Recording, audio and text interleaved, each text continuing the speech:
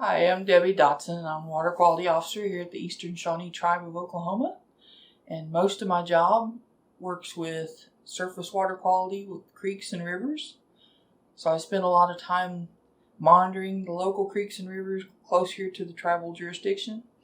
And another part of my job is looking for solutions to non-point source pollution. Non-point source pollution is also known as stormwater runoff. And it's actually the more prevalent type of water pollution worldwide right now. It's not necessarily a direct discharge, it's just things that run off of the land after it rains.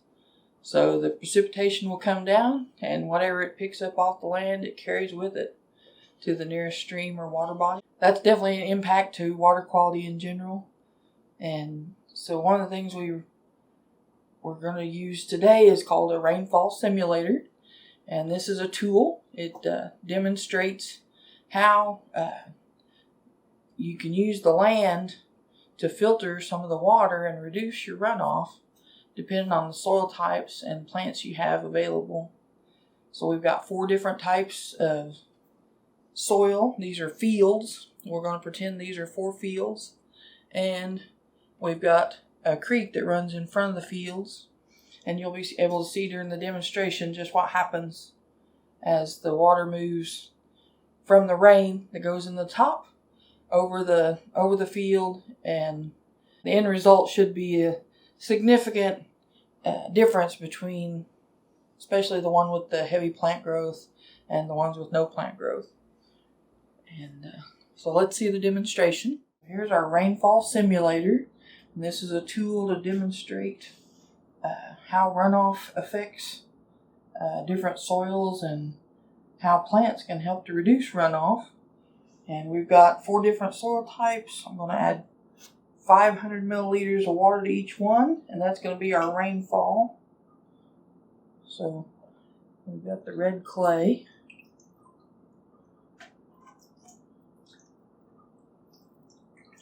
And it's raining.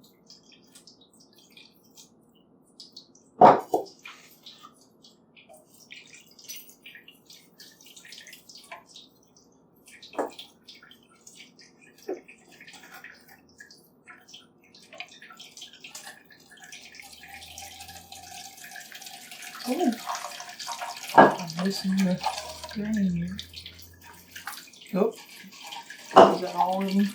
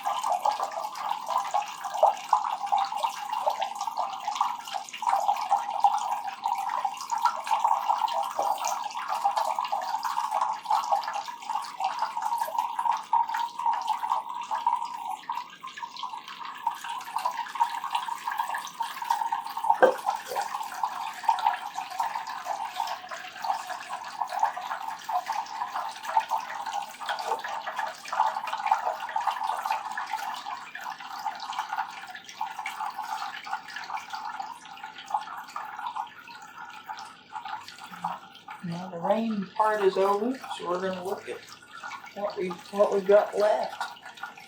And it's kind of what maybe you expect.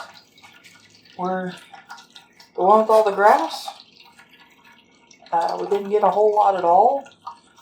So if we pretend like these are individual fields, and this is a creek that runs next to the field, nothing came off of that field. And this one, you can see a little bit of the actual soil is running off into the creek. This one's still going.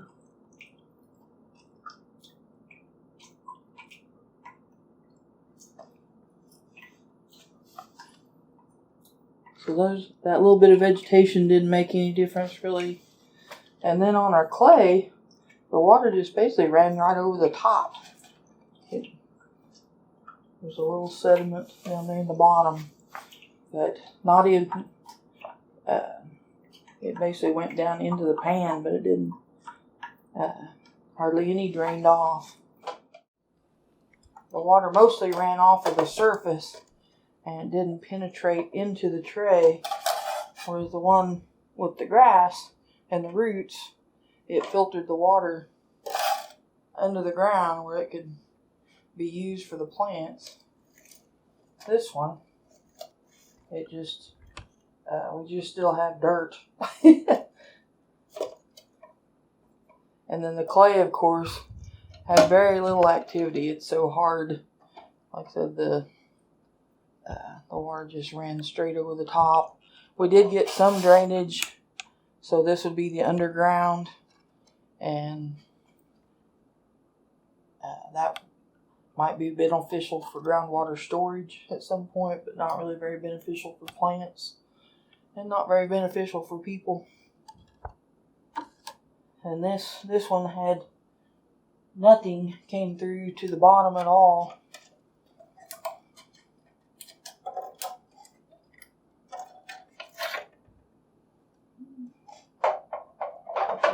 There without knocking everything over.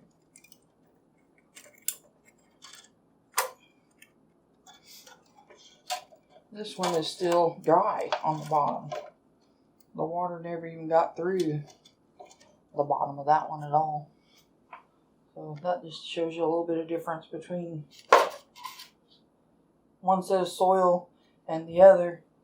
Like I said, the one with some plants, we got a lot of water that went all the way through down towards the bottom.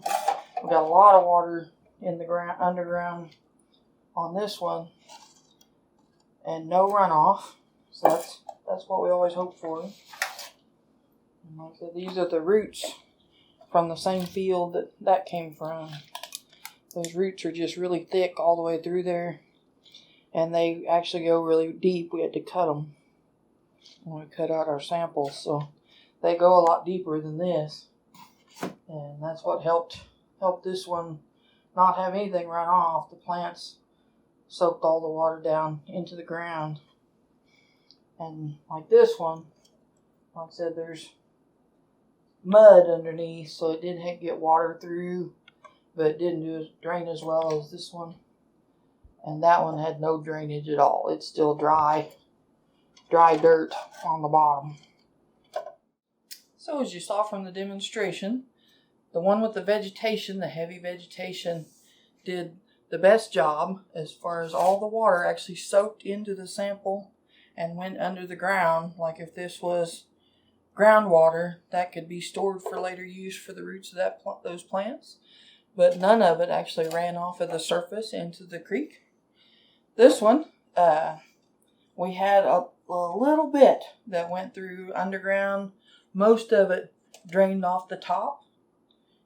And this one was the one with a little bit of vegetation. So a little bit of stuff soaked through, but a lot of it just drained right off the top. And this is just some plain looking dirt. And you can see the water did not penetrate very far. The actual underneath of this tray is still dry. And if you touch that on the bottom, there's no moisture there. It just ran off the top. So all the water I poured in originally ended up in the drip tray. And again, with our clay sample, that stuff is so hard, the water just ran over the top. Some did run down the sides of our little brick sample here and ended up going underneath the ground. But clay is very hard to penetrate for water, and it's very hard to get plants or anything to grow as well. So but imagine if you had a parking lot that was like, instead of a field with dirt or plants, if you had a parking lot and it rained. So all that rain would run off your parking lot.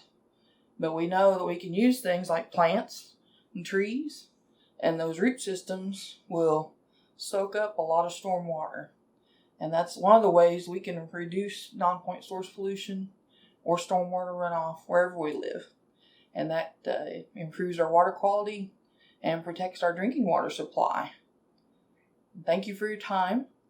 And this Rainfall Simulator was made possible by a grant from the Guard the Grand Association and funding from US EPA. Thank you very much.